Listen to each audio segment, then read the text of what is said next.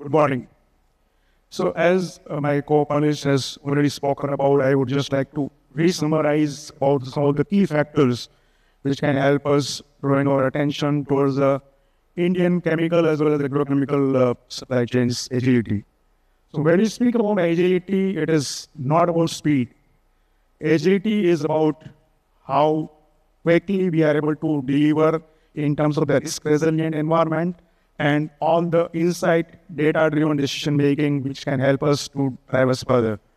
Some of the critical factors, just to highlight is, of course, like diversification and de-risking the supplying footprint, so that I'm sure we are all aware of that in the previous panel also that has been talked about. So single sourcing or single supplier situation is no longer allowed or permitted. We must be having our backup plans available. As far as logistics is concerned, we must be having a flexibility within the logistics in terms of in creating a multimodal and looking at the situations about maybe the environment or the patterns of the weather, how and where we are moving. We talked about like JNPT, Mundra, which are the major ports which are always under congestion. So maybe there is also an option or possibility to think how effectively we can try to bifurcate and try to use some of the other available ports to avoid these congestions. Inventory management, as Mr. Prasad has said, like that's a very important area during the entire process. And representing the agrochemical industries, and that is the biggest worry we are currently facing, because once you have a one bad season and you land up with unconsumed inventories, dealing with the shelf life, write-offs, and all this stuff.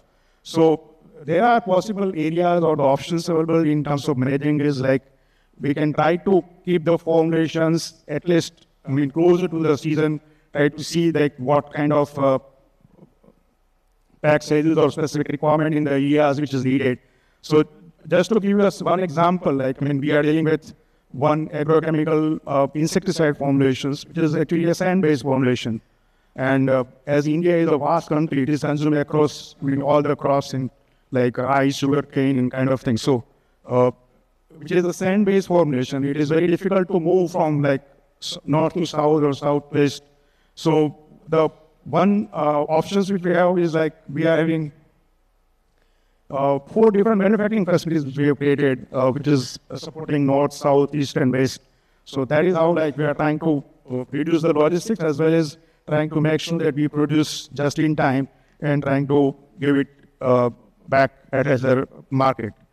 One of the critical factors in terms of having a agility within the supply chain is visibility across the entire supply chain, which is currently missing, and we are slowly moving towards that. That's what the future looks like.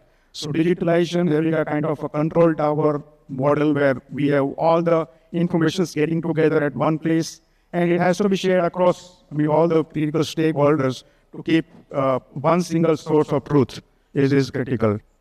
Last but not least is about dangerous goods compliance as well as other regulatory compliances. So those things are also getting tightened day by day. And when we are planning for any future supply chain, these are some of the aspects which has to be the part of prerequisite at the time of designing of it, which can help us to lead going better and improving further, because this will remain as a continuous process. So these are some of the things which